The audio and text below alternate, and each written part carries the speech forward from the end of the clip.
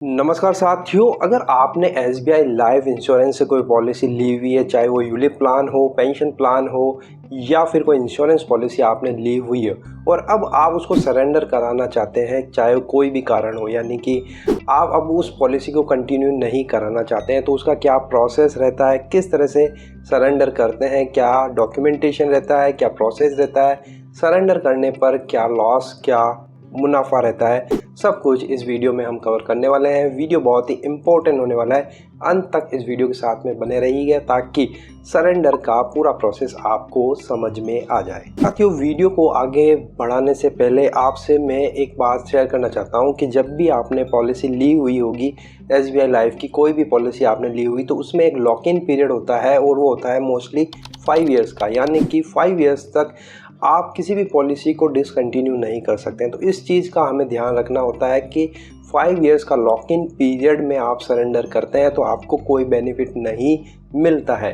तो चलिए अब वीडियो को आगे बढ़ते हैं और स्टेप बाय स्टेप क्या क्या इससे रिलेटेड क्वेश्चंस होते हैं उसका हम सॉल्यूशन जानने की कोशिश करते हैं। पहला निकल कर आता है, what does surrendering a life insurance policy mean, यानी कि सरेंडर करने का मतलब क्या होता है। तो साथियों, इसका मतलब ये होता है कि अगर आपने कोई भी लाइफ इंश्योरेंस पॉलिसी ली हुई है और उसको आप मैच्योरिटी से पहले एग्जिट करना चाह रहे हैं, छोड़ना चाह रहे हैं, तो उसको आप सरेंडर कहते हैं, यानी कि अब आप सरेंडर कर रहे हैं, इसको कंटिन्यू नहीं करना चाहते हैं।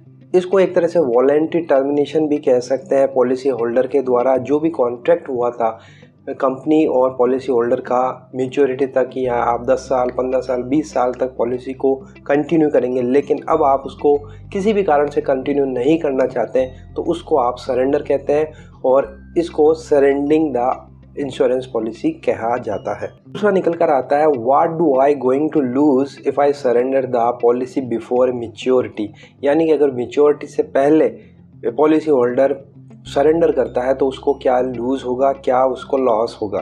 साथियों, जब भी आप कोई पॉलिसी एसबीआई की हो या कोई भी पॉलिसी आप मैच्योरिटी से पहले उससे एग्जिट करते हैं, छोड़ते हैं, तो जितने भी बेनिफिट्स होते हैं एसोसिएट उससे, डेथ बेनिफिट, मैच्योरिटी बेनिफिट या फिर इसके अलावा कोई भी एडिशनल बेनिफिट जो कंपनी के द्वारा प्रोवाइड की जाती है, उसको आप लूज करते हैं, वो आपको बेनिफिट नहीं मिलते हैं। देखिए साथियों, जो भी इंश्योरेंस पॉलिसी होती है, पेंशन प्लान होता है, सेविंग प्लान होता है, वो अधिकतर जो आपके फाइनेंशियल गोल होते हैं, लॉन्ग टर्म गोल होते हैं, उनको ध्यान में रखते हुए डिज़ाइन किए जाते हैं। लेकिन अगर आप उसको मिड में एग्जिट करते हैं तो फिर आप वो जितने भी बेनिफिट है उसको आप लूज़ कर लेते हैं।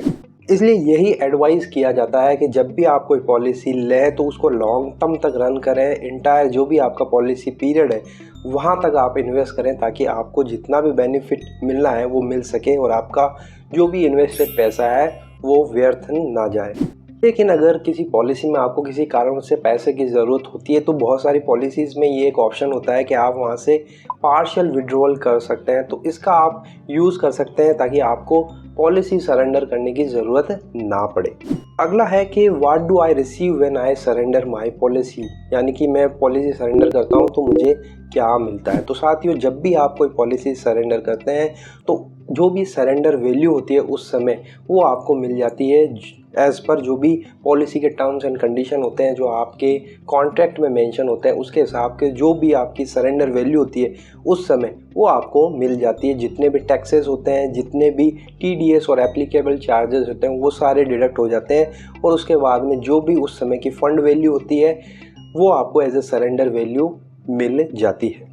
नेक्स्ट क्वेश्चन निकल कर आता है, can I surrender my ULIP policy at any time during the policy term and I receive a surrender पे आउट। तो साथियों, इसका आंसर है नहीं, क्योंकि एज पर इरडा की गाइडलाइन है कि आप लॉक इन पीरियड में जो 5 ईयर्स का होता है उससे पहले अगर आप एग्जिट करते हैं, सरेंडर करते हैं, तो आपको कुछ भी नहीं मिलता है। इसलिए एडवाइजेबल है कि एटलीस्ट आप लॉक इन पीरियड तो कंप्लीट कर लें ताकि आपको सरेंडर वैल्यू का बेनिफिट मिल सके। तो लॉक इन पीरियड आप ज़रूर ध्यान रखिए, जो मोस्टली 5 ईयर्स का होता है, उससे पहले अगर आप सरेंडर करेंगे तो आपको कुछ भी नहीं मिलेगा।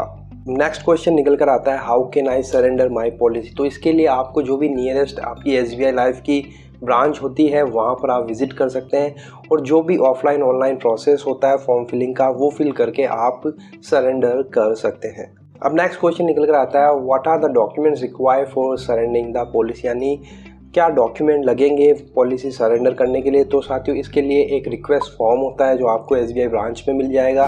इसके अलावा आपका एक फ़ोटो लगेगा, ID एड्रेस प्रूफ लगेगा, आपके ओरिजिनल पॉलिसी के जो डॉक्यूमेंट होते हैं वो लगेंगे जो सेल्फ अटेस्ट होने चाहिए। इसके अलावा कैंसिल चेक लग सकता है।